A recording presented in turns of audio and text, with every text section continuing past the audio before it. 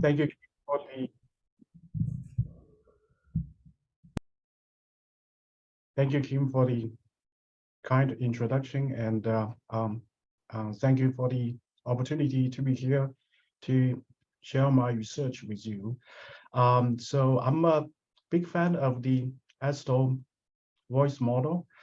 I really like the focus on physiology. So myself have been trying to learn how to make some of the figures. So I think I'm slowly making progress, but it's hard for me because I had no training before.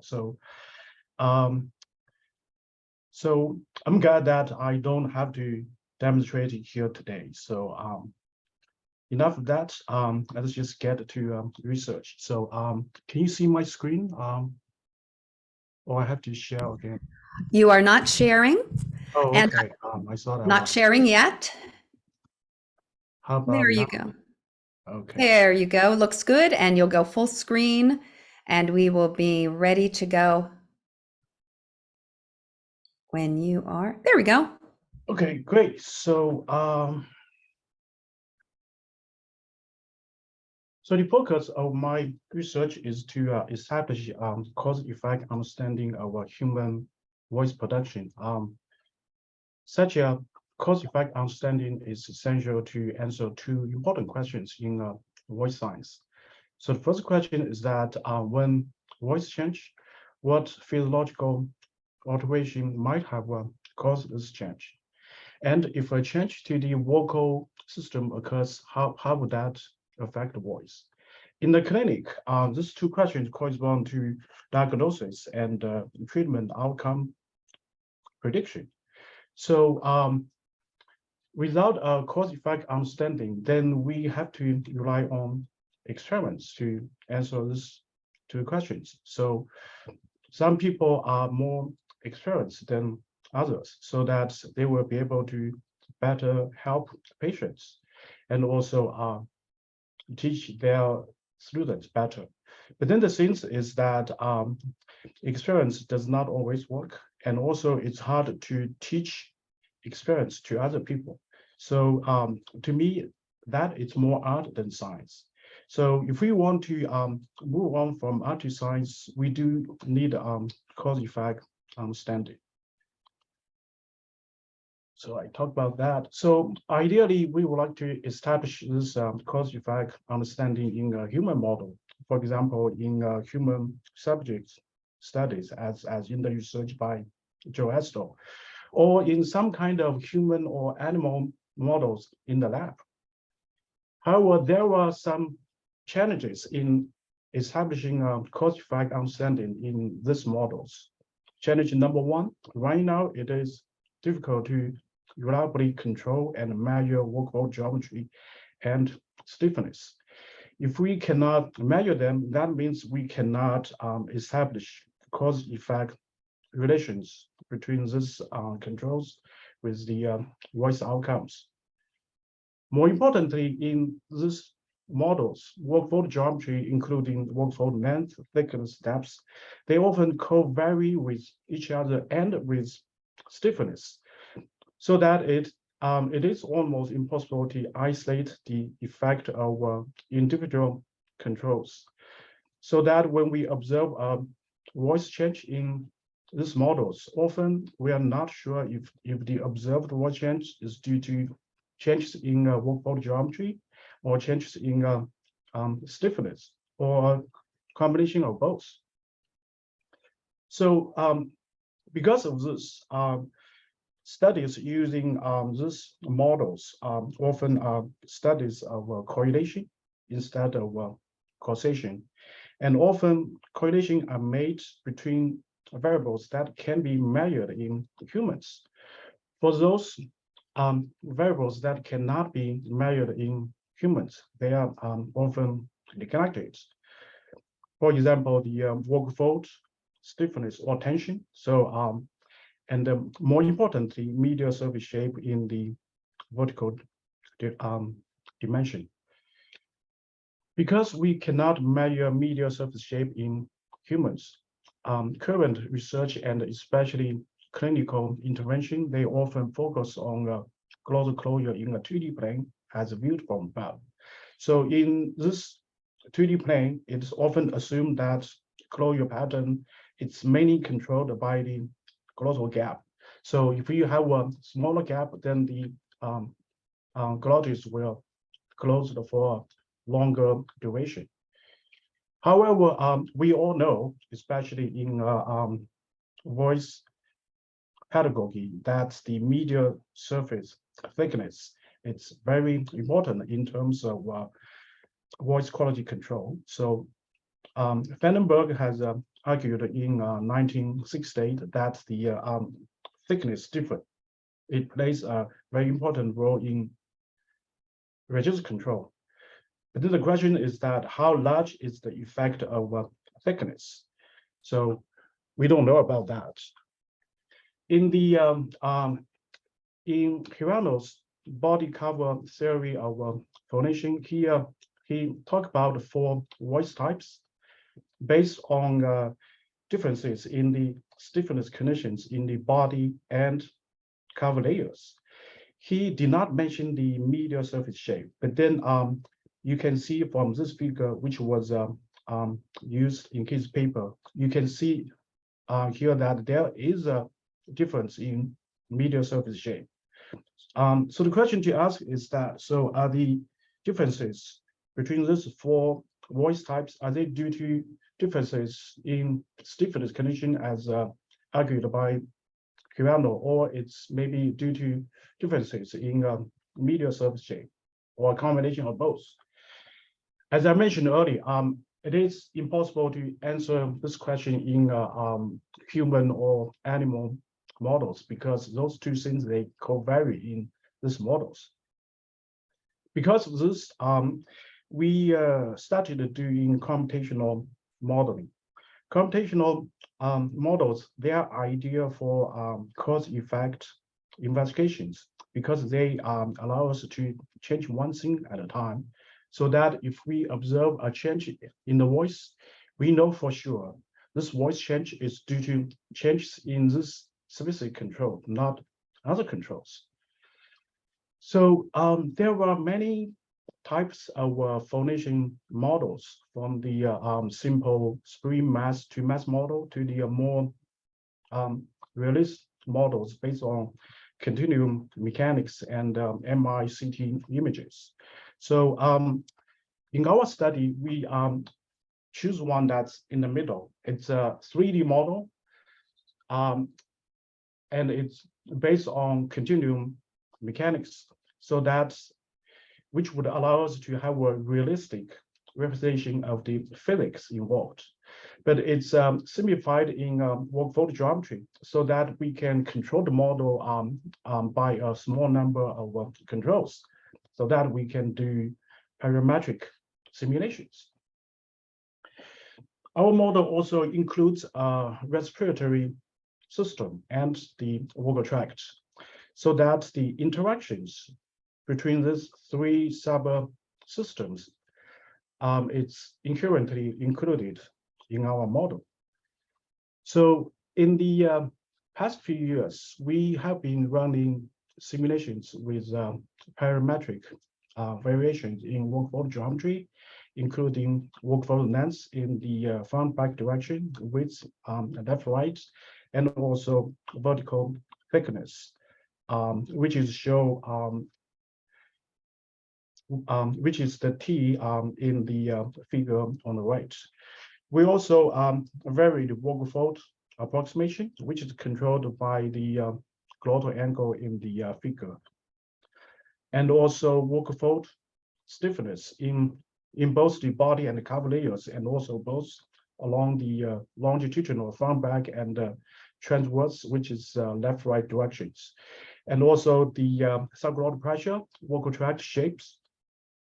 So far we have ran more than 300,000 vocal fold, vocal tract conditions. So with this many conditions, we are able to systematically isolate the effect of individual controls on vocal fold vibration, aerodynamics, including mean flow, peak-to-peak flow, MFDR, NAQ, which I'm gonna explain in a minute. Acoustics, which includes F0 intensity and the spectral shape, voice types, and also workflow contact pressure during workflow collision, which is important for vocal health. So in this talk, I'm going to focus on the control of the glottal closure pattern and spectral shape. So for the closure pattern, I'm going to focus on two measures, which are the close quotient CQ, which is a measure of the duration of closure. The other one is the normalized amplitude quotient, NAQ, which is a measure of the closing speeds. For the spectral shape, I will focus on H1 minus H2, H1 minus 2K, which are the amplitude difference between the first harmonic and the second harmonic, and the first harmonic and the harmonic nearest 2000 Hertz. So alpha is a measure of the ratio between energy above 1000 Hertz and energy below 1000 Hertz. So which is a measure of allows to quantify how much high frequency harmonics are produced. Capsular peak prominence, or CPP, it's a measure of the harmonic to noise ratio. So here we go. After 300,000 simulations, so we have this figure, which shows the effect sizes of the 9 physiological controls, which includes the subfloor pressure, workflow geometry, stiffness on the two measures of glottal closure, CQ and AQ, which are again the measure of duration and speed of closure. So you can see here that the effect of the thickness is dominant. So we can also see some effect of the pressure, glottal angle, and stiffness, but they are much smaller. So our simulation also showed that the work folds have to be sufficiently thick in order to achieve complete glottal closure during phonation. If the folds are too thin, they will be pushed open by the airflow, even if they are completely closed at rest. They will vibrate, but they will only vibrate with incomplete closure. The medial surface thickness also determines the duration of closure. So the thicker the folds, the longer the glottis will remain closed, and the higher the CQ. So we did exercise human narrowing experiment to verify findings from our simulation. So what we did is that we opened a thyroplasty window on the site, and then we use a Q-tip to manipulate the vertical thickness of the medial surface. Here we show the work fold vibration over one cycle from as viewed from above for 4 thickness conditions. You can see that as we increase thickness, it significantly improves the closure pattern. So this also means that, especially for the in the clinic, so even if the work folds appears to be sufficiently medialized, when viewed from above, the glottal closure pattern can vary completely different depending on medial surface shape. So same thing can be observed for the control of the spectral shape. Here we show the effect sizes of the 9 physical controls on the 3 measures of the acoustics, which are the H1 minus H2, H1 minus 2A CPP. So again, you can see that all 3 are primarily controlled by thickness. And again, we see some effect of the subglottal pressure, glottal angle, and stiffness, especially one in the body layer, but they are smaller compared with the effect of the thickness. Our simulation also showed that when the work folds are too thick and too soft, they are more likely to exhibit irregular vibrations, such as subharmonics or even chaos, especially for when the pressure is high. So if the pressure is low, we are more likely to have a vocal fry. So I'm gonna come back to this later. So in general, thicker work folds also experience higher work fold contact pressure, which means that they have a higher risk of work fold injury. So to summarize, we have shown that at the laryngeal level, the medial surface shape in the vertical dimension, it does have a large impact on voice quality. So the vocal fold thickness has to be just right, cannot be too small or too large. If the vocal folds are too thin, they will vibrate with incomplete closure, high airflow, and then the airflow waveform will be smooth, which would produce high values in the H1 minus H2 and weak harmonics at high frequencies.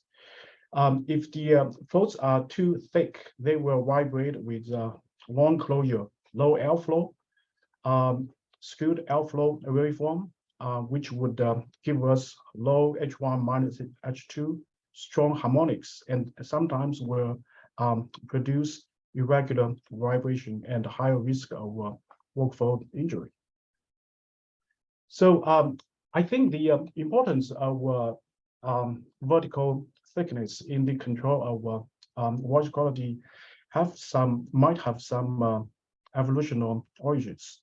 If you think about that, the main function of the larynx is not speech; it's to protect the airway announce, so that the food and fluids will not go into the lungs when we eat. So of course, you could close the airway by adducting a pair of thin folds, but obviously thicker folds are more effective. We can further increase the thickness by adduction of the supraglottal structures, including the false folds, epiglottic folds, and also the epiglottis. So I think it is very likely that this thickening mechanisms may have been inherited in the control of voice quality during the emergence and evolution of speech. So so far that we have shown that at the laryngeal level, the thickness control is very important to the in the recognition of voice quality. We all know that changes in vocal tracts configuration might have some impact on the source. So the question is that how large effect does source tract interaction have on the source? So to answer this question, we again ran simulations. So we parametrically introduce constrictions to the vocal tract at 5 locations that we think are important. So these 5 locations are the location at the false folds, location of the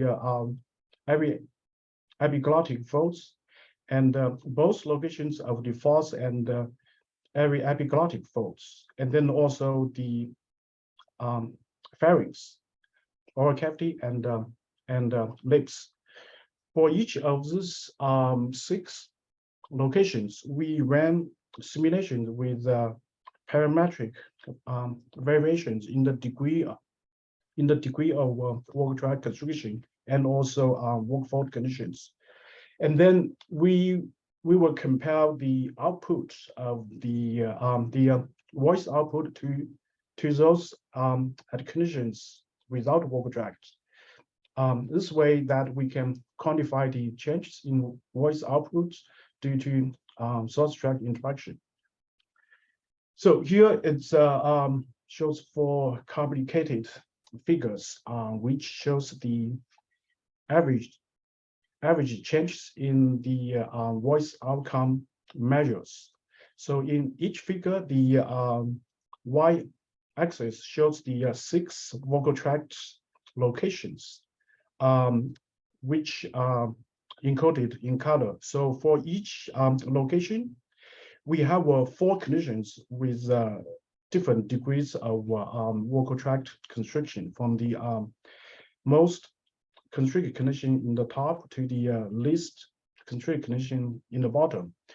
So it has a lot of information. So, but the main point I'm trying to make here is that source tract interaction has only small effect on the glottal closure and spectral shape. For example, for the CQ, you can see that the average change in the CQ is about 0.04, which is something, but not much. For H1 minus H2, you can see that the average change is in the order of 1 to 2 dB. It's small. So the change in alpha, which again, alpha is a measure of the energy at high frequency compared with energy at low frequency. So the asterisk here, meaning that this measure was applied to the source only, not the output voice after vocal tract filtering. So you can see that in the source level, the average change in alpha is 1 to 2 dB. It's quite small. Same thing is true for CBP. But of course, when we change the vocal tract configuration, it does impact the formant structures. So and that would have a large impact on the voice output, not the voice source, but then the it does have a large impact on the output. So we can see that for the vocal intensity, you can see the average change in SPL could be as large as 6 or 8, something like that, dB. We can see some change in the F0, especially when the vocal tract is extremely constricted. So the alpha, you can see that it can have a large impact in the high frequency harmonics, simply because effect like the singer's formants. It somehow has some impact on the contact pressure. So that means it might have some implications on how to minimize contact pressure. So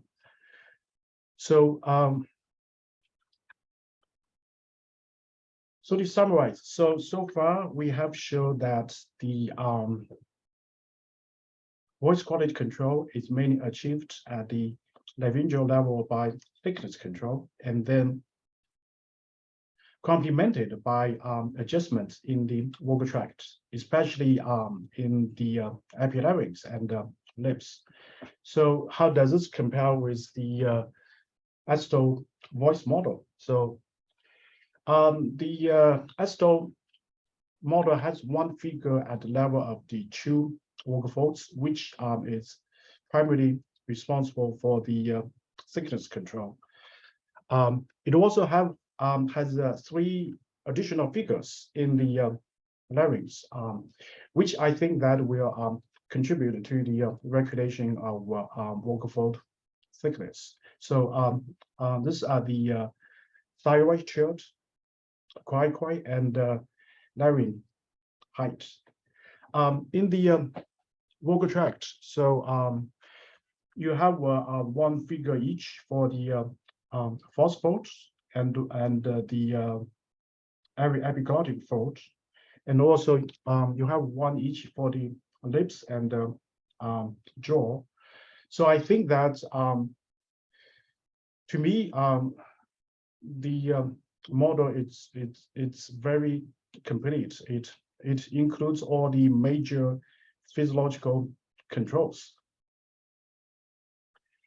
I'd like to focus a little bit more on the true workfold body cover figure. So this figure has 4 options: the slack, thick, thin, and stiff. So even though the name indicates it's a combination of thickness and stiffness tension, but I like to argue that actually there are just 4 thickness conditions in a continuum of varying thickness. So if I were to just compare those 4 figures with the summary for my simulation, so thick and thin, so they are just in the middle. So if thick option is for speech, I guess that's just something like conversational. That's in the middle. So if you want to produce the thinnest folds, then you have to relax the TA, and then you have to strongly activate the CT, which is gonna stiffen the folds a lot. So to me, the stiff option, it's actually the thinnest vocal fold thickness condition. So now on the other extreme, so you have a snack, right? So I think that is for normally vocal fry. So the thing is that if you want to really create if you really want to slacken the vocal folds, you have to relax the CT, and then you do have to strongly activate the TA. So to me, that's actually the thickest condition. So I think that there's a study, actually they show that the TA activity is the highest in the vocal fry, and this is higher than the TA activity in modal speech. So again, to me, that those 4 options is just 4 thickness conditions in a continuum. The reason I say that is that for my simulation, it has shown that the differences in the voice quality is mainly controlled by thickness. It's not controlled by stiffness. But then, of course, stiffness does control pitch, which is why that the snag option it's often at lower pitch. Stiff is higher. But then, of course, I'm not a singer. I'm sure you can do all kinds of things. So which I don't know, which I'm trying to learn. If you remember that I mentioned earlier that in order to produce vocal fries, so the vocal folds have to be thick and soft, but then also the pressure has to be high. So I just wonder, maybe there should be another option for this figure on the left, maybe that which would correspond to the condition of hyperfunction, hyperadduction, when the TA is really strong, and then maybe balance a little bit with CT, and then so you can go to high pressure. But then, of course, that one is not healthy, and then may not sound good. So I can understand if you don't want to teach them to your students. So actually, that condition is the one to be avoided. So how do we control thickness in humans? Of course, we can control that by actions of the intrinsic muscles and extrinsic muscles. Here, let's just focus first on the intrinsic muscles. So far, it has been well established that the inside the larynx, the thickness is mainly controlled by the TA muscle, which shortens and thickens the folds, but also reduce tension in the cover layer. But I think it does increase tension in the body layer, as in the case of slack option. So I think that in that one, the stiffness tension would be high in the body layer. So in contrast, the actions of the CT muscle would elongate and thin the folds, but it would increase tension in both the body and cover layers. I'd like to show some videos from our in vivo canine experiments to see how activations of the TA CT muscles impact the medial surface shape.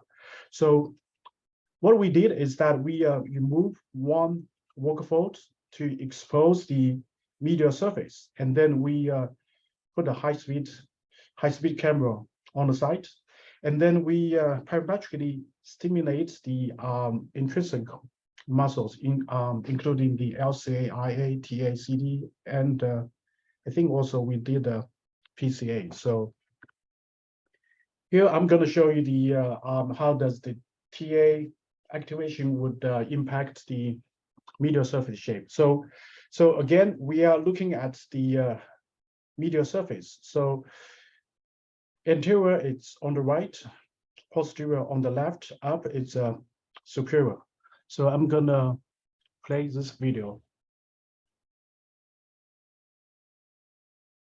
So you can see that now you can see adduction, and then you can see shortening and also thickening.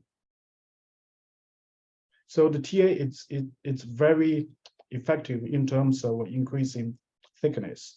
So the figure on the right contrasts the medial surface shape at rest and after TA activation. You can see that how the TA would increase the thickness. So now let's see the CT activation. So the CT, it's a little bit slower, so it will take a while, but then you can see now it's elongating. Somehow in this case, it's not that much, but then you can also see a little bit thinning. I think now it's coming on. So the CT, it's slower than the TA. So again, that on the right, you can compare the thickness, between at rest and after CT activation. So it's reduces slightly. So but then the sense is that muscle activation is subject specific. So I think that in some dogs, it's the effect can be stronger, but then in some other dogs, it's weaker. So okay, we all know that we could also control the thickness by the actions of the extrinsic muscles. So in the Estill voice model, you have 3 options that would help with that, which includes the thyroid, cricoid, and larynx height. It also has figures for the tongue, false work folds, and head neck, which I think it would also contribute slightly to the regulation of the thickness. So I haven't done much work on the extrinsic muscles. So here it's a summary of what I have read. So I think that in general, muscle actions that shortens work folds would likely also increase thickness. And also, in most cases, normally, if you raise the larynx, it will likely also increase thickness. But that is not always the case. The opposite has been reported, especially for trained singers. So right now we really don't have much experiment data. The ones we have, they often show mixed results. So so in short, that I don't think that we have a complete understanding of how extrinsic muscles impact work fold configuration, especially for the medial surface shape. So here, this figure shows the thyroid, cricoid, arytenoid, and the Berg fault, and the expected forces applied on the larynx by the extrinsic muscles. Um, the point I'm trying to make is that there are so many muscles, and also there are, say, soft tissues like membranes, ligaments. So the thing is that in humans, all these muscles and the membrane ligaments, they act simultaneously. So so it's really not surprising that we don't quite understand how each muscle works, because there are so many co-variations. So to understand that, I think that we need experimental designs that would allow us better control our individual muscles, and then would also allow us to minimize co-variations and compensations by the human subjects. So I think maybe that we have to just again go back to computational modeling, which would allow us that much better control, so we can change one muscle at a time, which might help us to clarify the impact of individual extrinsic muscles. Here, I'm going to show animation made from simulations of intrinsic muscle activation. So the point is that to show that we can do something like this, but with extrinsic muscles. So here we go. This shows the activation of the LCAI and TA. So this was done before I had any MI data, so that we have to use cylinders to approximate the muscles. And this one is LCA CT, so you can again see LCA would adduct, and then the IA would help, and then CT is gonna elongate. So I think that we can do something like this, but then we add extrinsic muscles, and then we can focus on the medial surface shape. Once we have data about the shape, the size, orientation of those muscles. So to summarize, we have shown that voice quality control is mainly achieved at the laryngeal level by thickness control and complemented by vocal tract adjustment. So because thickness often co-varies with stiffness, so it is not surprising that different voice qualities are more easily produced at different pitch ranges. Or you can call it, they have different attractor states. For example, vocal fry and chest-like voice, they are more easily produced at low pitches. In contrast, head and falsetto like voice, they are more easily produced at higher notes. So ideally, by gradually varying the vocal folds from a thick to thin, one should be able to smoothly transition from a chest-like voice to a head-like voice, thus avoiding the perception of a sudden change in voice quality or register change. But then, of course, sudden change may occur if actions of the intrinsic and extrinsic muscles results in a sudden change in thickness. So we have also done some MRI images. So that study has showed that, as expected, each larynx is different. So some larynges are thicker than others. So and our simulation also shows is that this difference in the thickness at rest has an effect to impact the vocal range that can be achieved in this specific larynx. So it's reasonable to argue that singers with thick folds they will be able to more easily produce a fuller voice at high notes. And also on the other end, singers with thinner folds they will be able to more easily produce a soft voice at no notes. But then of course we could also nurture our folds by vocal exercises.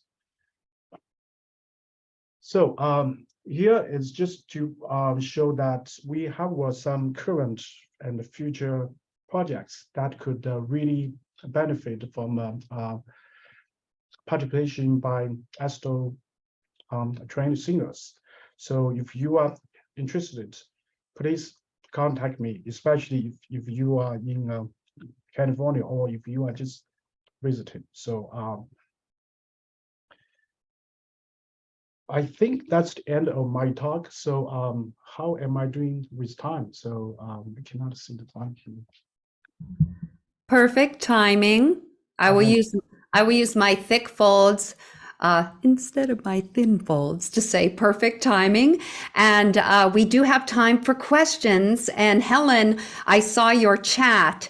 So this is why I wanted to connect with Dr. Zhang again. Let me stop sharing or yes. Oh, wait, do you want to go here, Zhaoyan?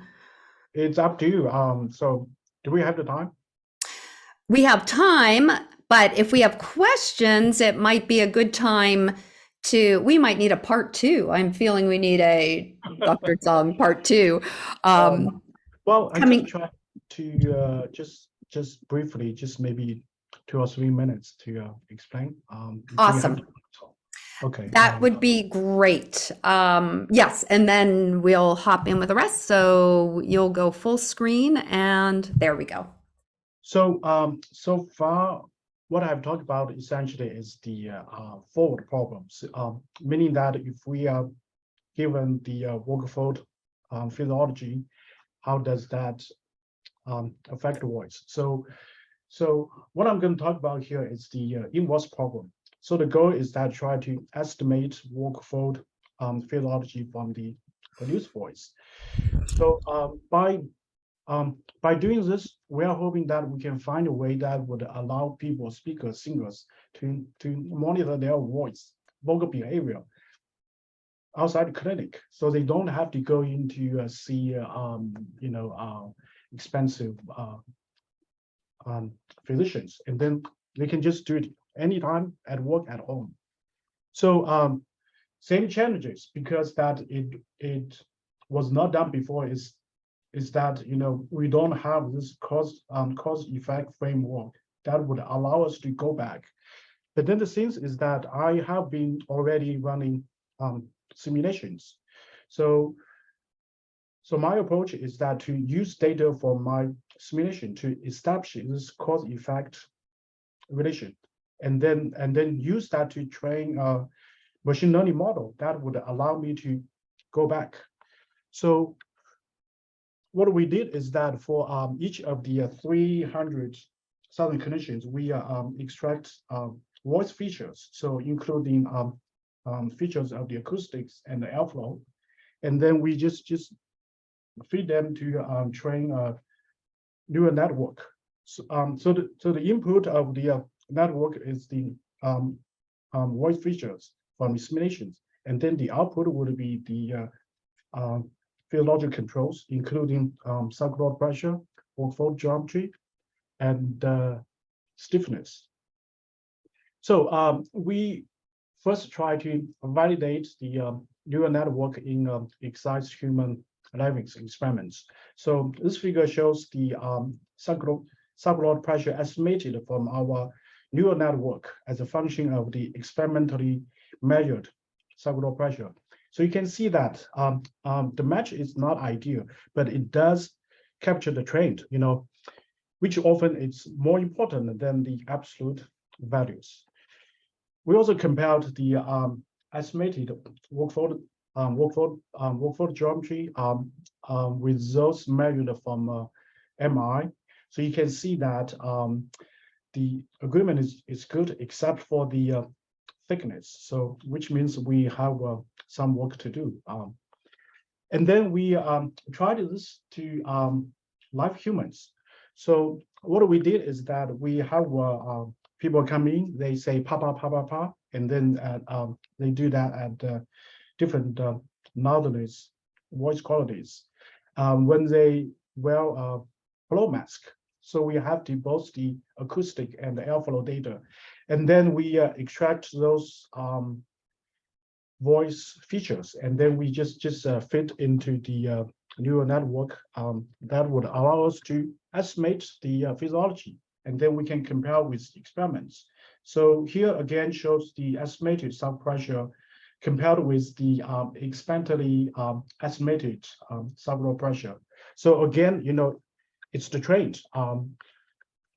It's good trend. So so here shows that, you know, the pa pa pa pa pa. So the top figure shows the airflow, experimentally measured airflow in red, and then the blue line is the intraoral pressure. And then the lower figure shows the estimated subglottal pressure in blue diamond and the estimated glottal angle in red squares. So the thin blue line is the interpolation of the intraoral pressure, which is often used as a way to estimate indirect measure to indirect estimate of the subglottal pressure. So you can see that in this figure, the estimated sound pressure, they generally follow the experimental estimates. And also we can see alternating work-fold adduction as the P transition to A, and then some part of the abduction as the A transition to P. So this means that our neural network is able to estimate the general changes in the sound pressure and also work-fold adduction. So here we compare the soft voice, soft and loud voices. So again, that's the figure in the top shows the experimentally measured airflow, and then the bottom panel of each figure shows the estimated subglottal pressure and glottal angle. So you can see that compared with the loud voice, the soft voice uses a much lower subglottal pressure, and also the glottal gap is much larger, meaning that the degree of adduction is much weaker. So we can also see that. So for this subject, so when increasing the intensity, he simultaneously increased pressure and adduction. So here we show the data from all three subjects. So the top two figures shows the sound pressure level, the subglottal pressure and glottal angle estimated from the neural network as a function of the SPL. So you can see that all three subjects, they when increasing the SPL, they increased the subglottal pressure, and also they increased work-fold adduction. But then the degree of change is slightly different. For example, male 2, I think that's in red, had the tendency to tightly adduct the work-folds, which may not be healthy. So the bottom two figure shows the thickness and length as a function of the SPL. So you can see that again, the male 2 tends to use bigger folds. And also you can see the female subject in green, which is in green, also has a thinner and shorter folds, which is as expected. So I think that's what I'm trying to say is that we do have a working neural network that would really allow us to go back. But then, of course, we have to do more work. We need human subjects that would allow us to further quantify how accurate it is. And then if it's not accurate, so at what conditions it's not accurate, and how we can further improve this. So I think that's the real end of my talk. So no more. So thank you. Thank you again. Everyone's waving or clapping with it. We can't hear on the Zoom, but we still have, again, Alexa, hopefully we can ask with the neural networks, we can ask Alexa to answer us in falsetto, Estill falsetto, or Estill belt after inputting some more parameters. So I know we have some questions, because to bring this around, and I would love a part 2, which is everyone write down your questions, and then part 2, Dr. Zhang, we'll just all talk, right? We'll have our questions from this, and we'll go, hey, what do you think about this? How about this? Because it's great to have brains from different domains. I didn't mean for that to rhyme, but I'll use it. Brains from different domains come together and find solutions, and that's what we do in Estill. I think Helen Rosen, just I'm going to pull you up again, because we talk about this often with our true vocal fold body figure. So 2 things, you brought up, I'm always